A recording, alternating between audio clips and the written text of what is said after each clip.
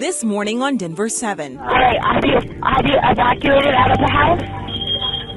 We're trying to, yes. Is the house on fire?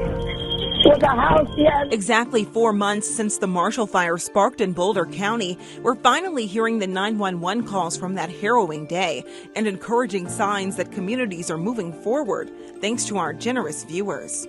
It's crunch time for Colorado's lawmakers. There are fewer than 2 weeks left in this year's legislative session, why tobacco sales are holding things up. I just kind of feel like the weight is off my shoulder, and it's finally here. You know, this is a moment that I've been truly dreaming of my whole life. It's the final day of the NFL draft, how one Colorado player's dream is coming true.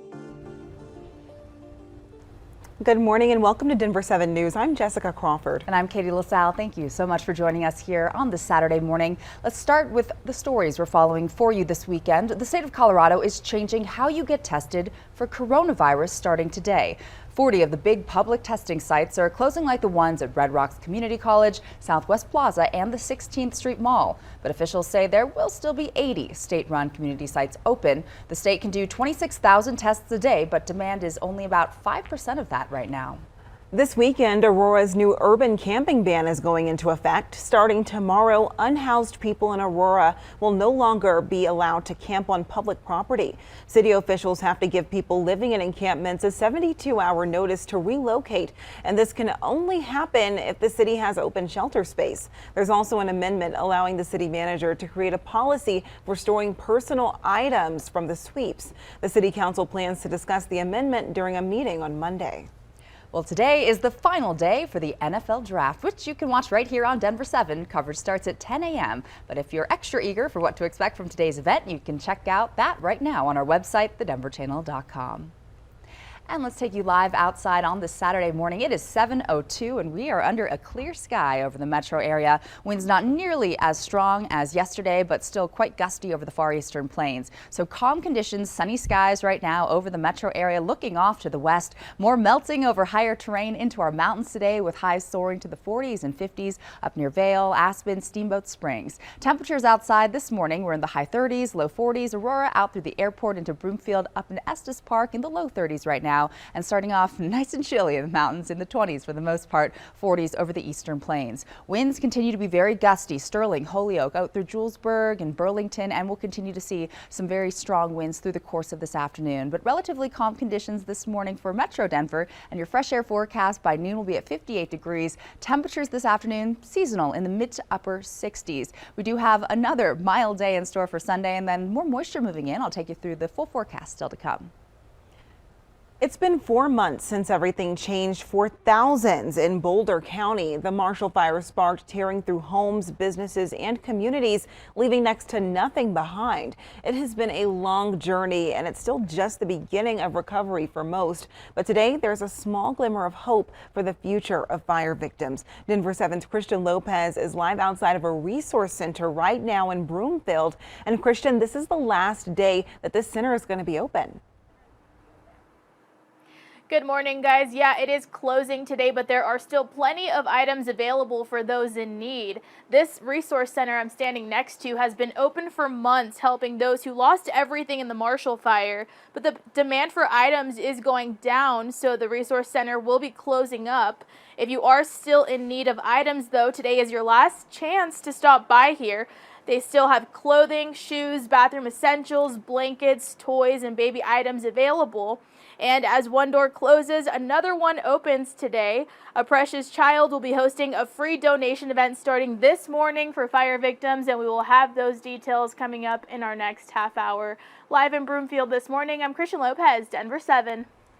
Christian, thank you. And like she just mentioned, people impacted by the fire can also pick up items at a Precious Child in Broomfield from 10 to 3 tomorrow. This is all thanks to your Denver 7 Gives contributions. We partnered with Amazon to help a Precious Child restock their warehouse. We'll hear more from local leaders on what these donations mean for their communities and just how much money was raised to help them in our next half hour. And now we're taking a look back at this day just 4 months ago, and it's emotional, scary, and confusing as people work to evacuate and leave everything behind while the Marshall Fire scorched through neighborhoods. And now we're hearing some of the 911 calls that were made that day. Here's Denver 7's Rob Harris. December 30, 2021. So it's 911. What's the address of the emergency? Hi, it's Panorama Drive. It's everywhere in Boulder. Oh God, sorry. 7461 Panorama, but it's all over. It's everywhere. We know most of the facts of the day the Marshall Fire hit. We know the aftermath, with cleanup still happening to this day. But now for the first time, we're getting a glimpse into the emotions and the thoughts in real time through about 20 hours worth of calls to dispatch in Boulder County.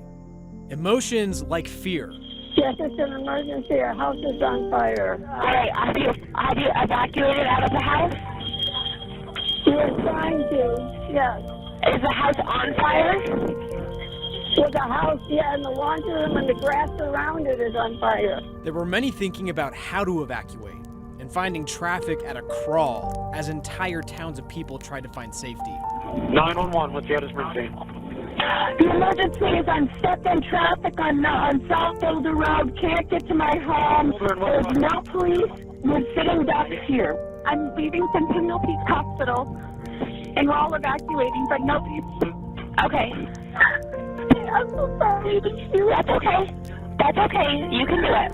As people fled, they thought of their loved ones and neighbors, both humans and pets. My 11-year-old and my dogs are at home alone. We are heading into Louisville to try to get them, but I don't know if we'll be able to get to them. Hi, I'm trying to call. We're leaving the town of Louisville, but we just remembered some of our neighbors are deaf, so I don't know if they'll see it or hear it. The dispatch phone lines were flooded with Coloradans asking for help, but there were plenty of calls offering help too.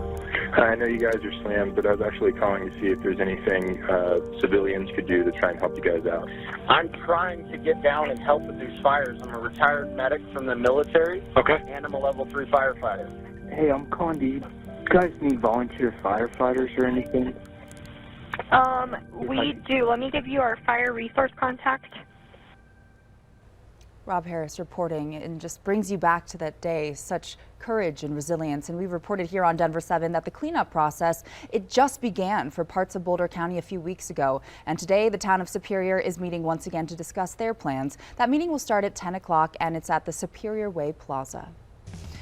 All right, switching gears to the Broncos. It is the final day for the 2022 NFL Draft, and it has been a busy few days for Broncos country as they decide who's going to be added to the roster. Luckily, our sports team has been all over it. Here's Broncos insider Troy Renck with this morning's Broncos Draft Report. Listen, we know the Broncos have had some tough times, but that's all changed with Russell Wilson's arrival. But when you've had 5 straight losing seasons, you need to find an edge. And the Broncos did on Friday night in edge rusher Nick Bonito from Oklahoma. This guy knows more about angles than my geometry teacher. He's going to come in right away and be a rotational pass rusher.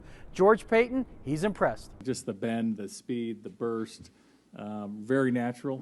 At Oklahoma, he had a lot of production. He needs to get a little stronger, but we didn't anticipate him being there, and so we're really fortunate. He'll add to our group. We'll have a very good wave with Nick, and and I think it's going to be great, really good competition. There was some hope as Friday night advanced that maybe the Broncos would end up with Trey McBride. He goes to Arizona with the 55th pick. Well, with the 80th pick, after trading with the Texans, the Broncos land their tight end, UCLA's Greg Dulcich. Dulcich told me he knew he was going to be in the NFL before he was even a teenager. I knew I was going to be an NFL player since middle school. That was always the goal, and that was always the dream. And I've put myself every situation in my life with that in the back of my head as my driving force. And there was never a doubt in my mind I'd be getting this phone call today. The Broncos have plenty of work to do on Saturday, the final day of the draft. They have several picks highlighted by 2 in the 4th and 2 in the 5th as the Broncos look to add depth, likely at cornerback and offensive line. Reporting from Pat Bowlen Fieldhouse, Troy Renck, Denver 7. Well, some may call it the unofficial start of summer. Elitches is opening to the general public today. Why they say they've had a busy offseason. And if it feels like ski season has been long this year, it's because it has for some resorts. We're taking a look at which lifts are closing for the season, though, this weekend.